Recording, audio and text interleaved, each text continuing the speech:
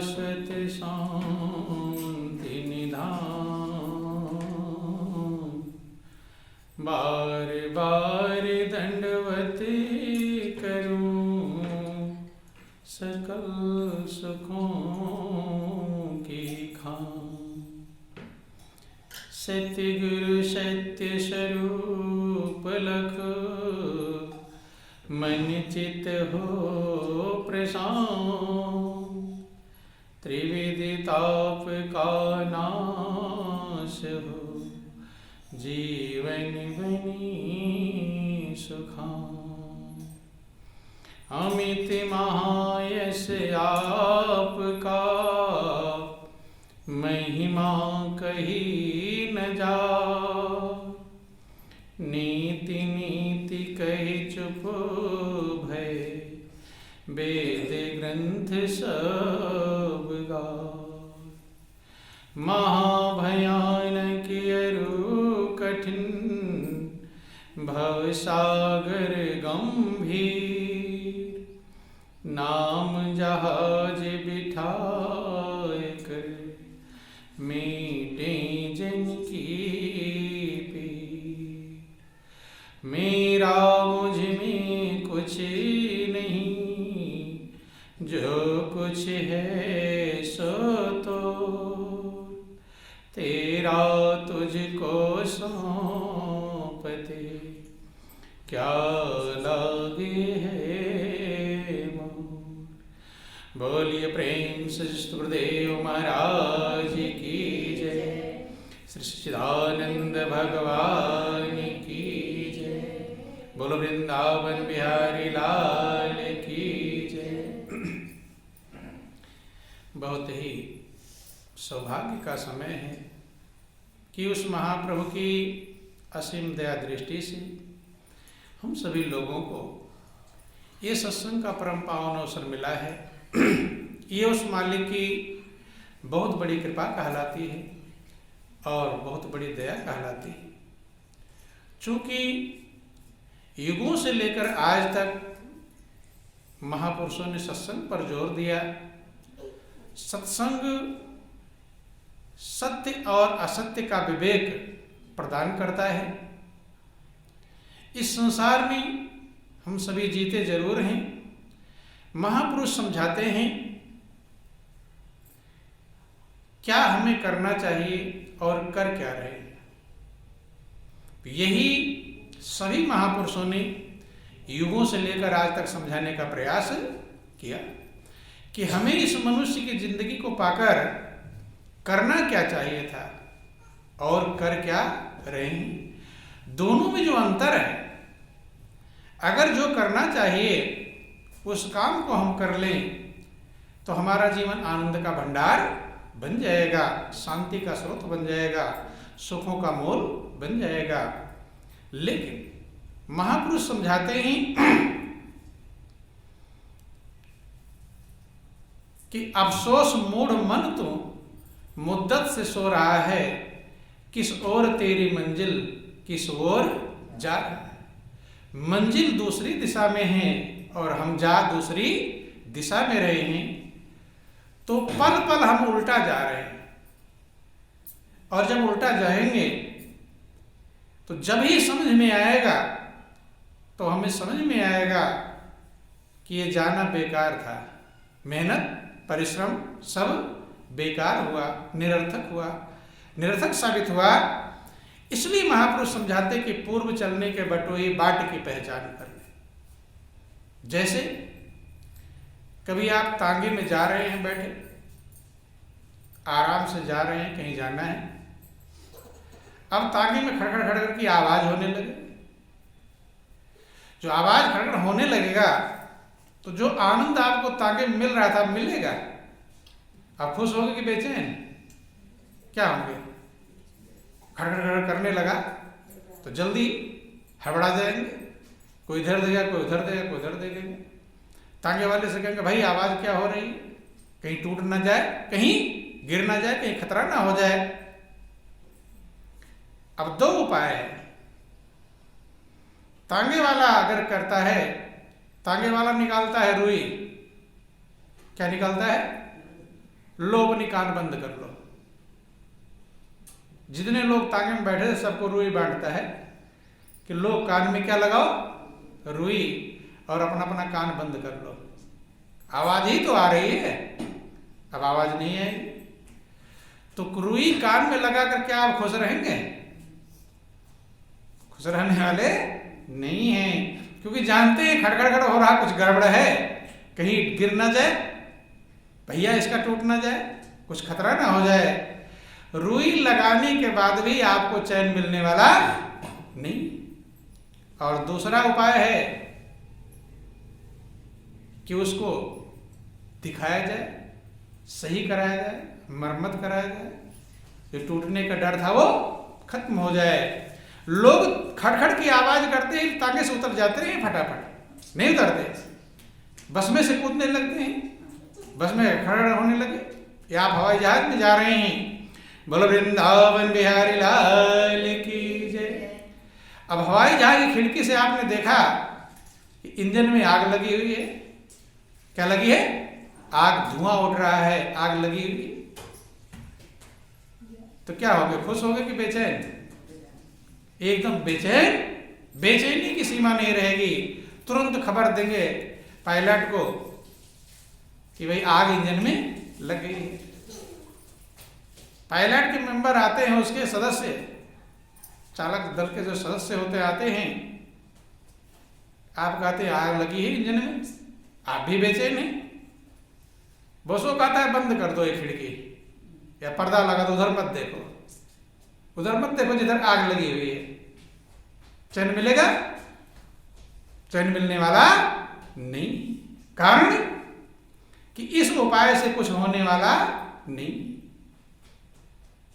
उधर से नजर हटा लेने से कुछ बनने वाला नहीं। महापुरुष कहते हैं कि कबूतर बिल्ली को देखकर अपनी आंखें बंद कर ले, कबूतर खतरा खत्म हो गया।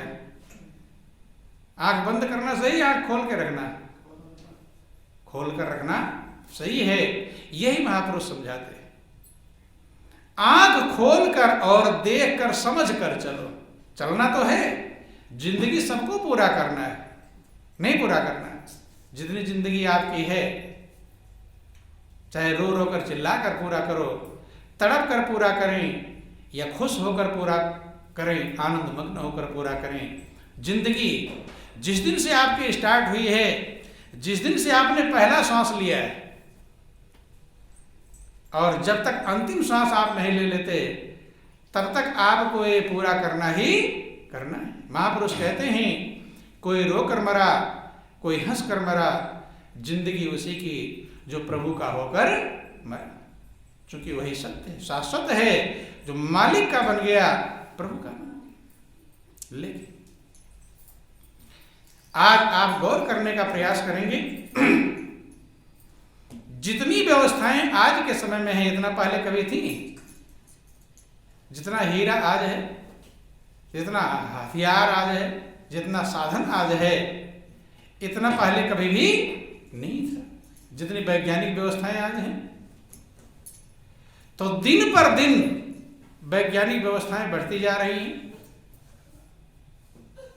सारे सामान साधन बढ़ते जा रहे हैं, लेकिन बेचैनी कम हो रही कि ज्यादा? बेचैनियां भी बढ़ती, जबकि बेचैनी के सामान किस लिए बनाए जा रहे हैं? बेचैनी दूर करने के लिए, बेचैनी बढ़ाने के लिए? नहीं समझ में? बोलो वृंदावन बिहारी लाल की।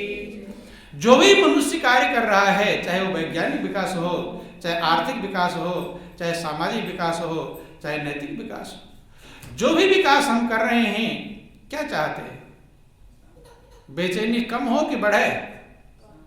कम करने के लिए प्रयास कर रहे हैं, शांति पाने के लिए प्रयास कर रहे हैं।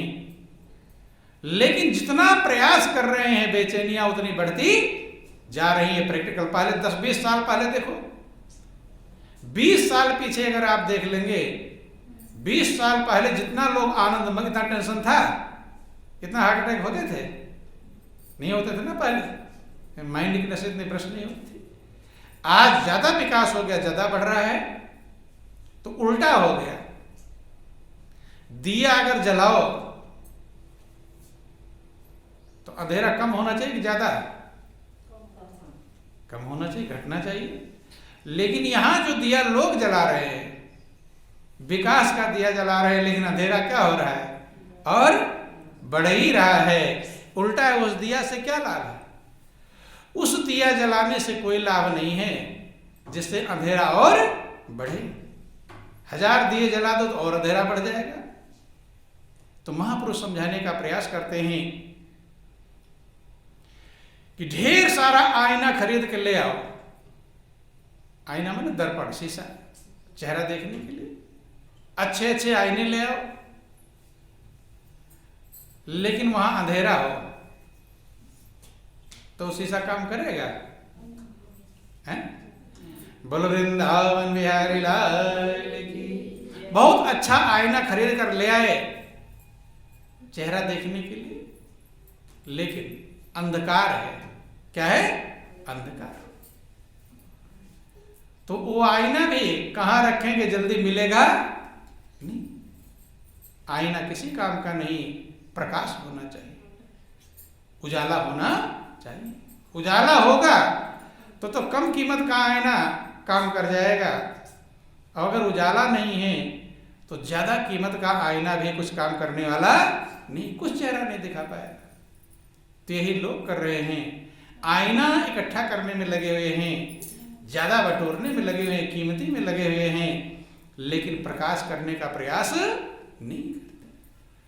महापुरुष कहते हैं कि जलाओ दिए पर रहे ध्यान इतना, अंधेरा धरा पर कहीं रहना जाए। बोलो वृंदावन बिहारी लाल की।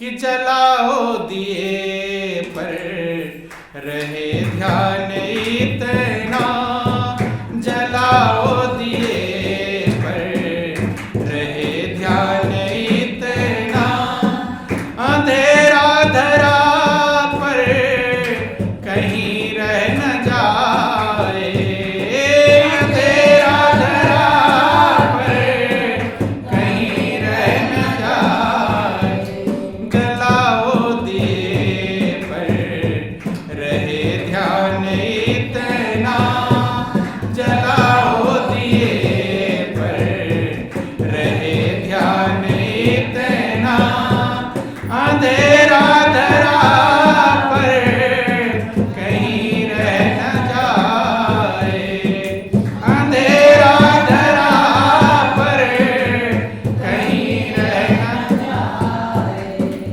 किसी कवि की कविता है, कहता है जलाओ दिए पर रहे ध्यान इतना, अंधेरा धरा पर कहीं रहना जाए। धरा पर कहीं अंधकार न रह जाए, अंधेरा न रह जाए। लेकिन जो कवि ने कल्पना किया, क्या ऐसा संभव है? सूरज जैसा दिया भी जला हुआ है तो भी अंधेरा है। लेकिन महापुरुष कहते हैं जहां न पहुंचे रवि तहां पहुंचे कवि। जहां सूरज की रोशनी भी नहीं पहुंच पाती, वहां कवि की कल्पना पहुंच जाती है। क्या पहुंच जाती है? कवि की कल्पना। कल्पना का उड़ान कहां कहां, स्वर्ग और वैकुंठ क्या क्या कल्पना कर लेता है। लेकिन उससे भी आगे महापुरुष कहते हैं कि जहां न पहुंचे रवि तहां पहुंचे कवि, और जहां न पहुंचे कवि वहां पहुंचे अनुभवी। कौन पहुंचेगा? अनुभवी। अनुभव बहुत ऊंची चीज है। अनुभव को समझाने वाले महापुरुष कहते हैं जो ब्रह्मांडे सो पिंडे, जो कुछ ब्रह्मांड में है वो आपके पिंड में मौजूद है। ये अनुभव की व्यवस्था है। महापुरुषों ने जो वर्णन किया, पहले उसका अनुभव कर लिया, प्रयोग कर लिया, तब आपको समझाने का प्रयास करते हैं। जीवन में उतार लिया, प्रैक्टिकल कर लिया, तब समझाने का प्रयास करते हैं। तो कहते जो ब्रह्मांडे सो पिंडे, जो कुछ इस ब्रह्मांड में है, पूरे ब्रह्मांड में आप नहीं जा सकते। जा पाएंगे? जिंदगी बीत जाती है। देखो बहादुराबाद में आप पैदा हुए, हो सकता है आप लोग बहादुराबाद की हर गली में ना गए हो, गए होंगे, हो सकता है एक आध गली छूट गई हो, छूट सकती है, जिंदगी बीत गई। लेकिन एक गांव की पूरी गलियों में पहुंच नहीं पाए। तो संसार और ब्रह्मांड के सब जगह गलियों में पहुंच जाएंगे? पहुंचने वाले नहीं हैं। इसलिए महापुरुष कहते हैं, वो आप कहानियां सुनते हैं, देवताओं में सबसे पहले पूजा किसकी होनी चाहिए? कहानी तो सब सुन लेते हैं। सबसे पहले पूजनीय कौन है? तो जिक्र है कि जो ब्रह्मांड का चक्कर पहले लगाकर आ जाएगा उसकी पूजा सबसे पहले होगी। सब चल दिए, जिसके पास जो साधन था जो सब चल देते हैं। तो गणेश जी की सवारी है, क्या है? चूहा। धीमे धीमे जा रहे हैं। जिसकी स्पीड धीमी है वो बेचैन रहेगा ही भाई। कंपटीशन में जो पीछे रह जाए तो बेचैन रहेगा ही रहेगा। जिक्र आता है कि संजोग से कोई महापुरुष मिल गए। नारद का जिक्र आता है। नारद ने कहा, भाई आपके चेहरे पर क्यों उदासी सी छाई हुई? कहते हैं कि ब्रह्मांड का चक्कर लगाना, कार्तिकेय तो स्पीड से चले गए मोर पर उड़ते हुए, और जो भी चलना था। अब हमारा तो साधन कितना धीमा है। पहला नंबर आएगा तभी तो कीमती है। हर काम में मनुष्य पहला नंबर लाना चाहता है, नहीं लाना चाहता है? लाना चाहता है कि नहीं लाना चाहता है? जैसे आप स्कूल में पढ़ते होंगे तो क्या विचार करते होंगे? सबसे लास्ट वाला हमारा नंबर आवे, सबसे पहला नंबर आवे। क्या चाहते हैं? कि सबसे पहला नंबर। कंपटीशन में विचार करते हैं कि पहला नंबर हमारा आना चाहिए। गणेश जी ने कहा, पहला नंबर कैसे आएगा? तब नारद ने समझाया कि ब्रह्मांड अनंत है। कितने हैं? अनंत। गिनती नहीं है 100, 200, 1000, 4 लाख नहीं। कहते अनंत ब्रह्मांड है और कोई समय सीमा भी नहीं। उन्होंने उपदेश समझाया कि एक चीज है जिसमें सारे ब्रह्मांड समाये हुए हैं। क्या है? एक चीज है जिसमें सारे ब्रह्मांड समाये हुए हैं, और वो है शब्द। क्या है? शब्द। जो शब्द घट घट में, गुरु नानक ने गुरबाणी में वर्णन किया कि शब्द ही धरती शब्द आकाश, शब्द ही शब्द भयो प्रकाश, सगली सृष्टि शब्द के पाछे, नानक शब्द घटा घट आछे। के शब्द में सारा ब्रह्मांड समाया हुआ है, और वो शब्द सबके घट घट में मौजूद है, सभी के अंदर मौजूद है। रामायण में कौन वर्णन आता है? काकभूषुंड का वर्णन आता है कि भिन्न भिन्न ब्रह्मांड मोह रहो कल्प सतेक। तमाम ब्रह्मांडों का चक्कर लगाया, 100 कल्प तक रहे। तो वो अनुभव जो महापुरुष अनुभव के आधार पर कहते हैं, वो अनुभव आपके पास भी है। 1000 वर्ष पहले किसी ने गुड़ खाया था, मीठा लगा था, तो आज अगर गुड़ खाएंगे तो कैसा लगेगा? मीठा लगेगा? खट्टा? मीठा ही लगेगा। बंधु ध्यान देना, हजारों लाखों वर्ष पहले किसी ने परमात्मा का जो अनुभव किया था, वही अनुभव आप भी कर सकते हैं। वही परमात्मा आपके पास बदला नहीं। बदल गया क्या? क्योंकि सारा संसार परिवर्तनशील है, एक ही चीज अपरिवर्तनशील है, वो है परमात्मा। जो कोई बदलता नहीं, वो हमेशा एक जैसा है, एक ही एक रस रहता है। इसीलिए उसे सत्य कहते हैं। क्या कहते हैं? सत्य। सत्य का मतलब होता है जिसमें कभी कोई परिवर्तन ना। आदि सच, जुगादि सच, है भी सच, नानक होसी भी सच। आज भी जब सृष्टि नहीं थी तो भी सत्य था, आज भी है और आगे भी रहे। उसी एक की गारंटी है जो हमेशा रहेगा, और किसी चीज की गारंटी नहीं। तो नारद ने शब्द का ज्ञान कराया। किसको? गणेश को। जब शब्द का ज्ञान कराया, चूंकि वो शब्द ही आपका माता पिता है। कुछ लोग कहानियां सुनते हैं कि कहा कि माता पिता की परिक्रमा कर लो और उसी में समझ जाएंगे। लेकिन नाम ही, शब्द ही माता पिता है। ये रामायण वर्णन आया कि राम नाम कलि अभिमत दाता, ओ हित पर लोक लोक पितु माता। जो प्रभु का शब्द है वही अभिमत इच्छित फलों को देने वाला है।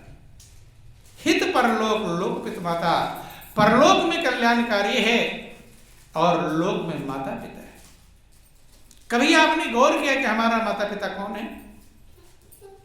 आपके पिता का कोई नाम पूछता है, पिताजी का नाम बता देते हैं। माँ का नाम पूछता है, माँ का नाम बता देते हैं। लेकिन माता पिता का मतलब होता है जिसने आपको बनाया। माता पिता का मतलब जिसने आपको बनाया। जिन माता पिता का नाम आप ले रहे हैं उन्होंने आपको बनाया नहीं, बनाने वाला कोई और। जिसने रचना किया, जिसने आंख का प्लानिंग नक्शा बनाया है, कौन सा नक्शा चेहरे का बनाना है, क्या रंग देना है, कैसी आंख लगानी, काली की भूरी लगानी है, ये प्लानिंग किसने बनाया? माता पिता ने बनाया नहीं। गौर करना, किसी और का नक्शा है, किसी और की प्लानिंग है, और इसीलिए उसे हम परम पिता कहते हैं। क्या कहते हैं? परम पिता। परम माने बहुत महान, श्रेष्ठ जो पिता है।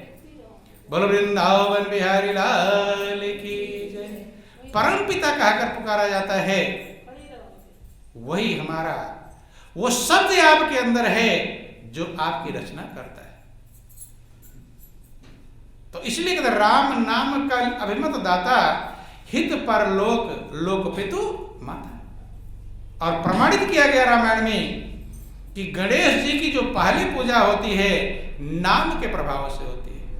किसके कारण से? नाम के कारण।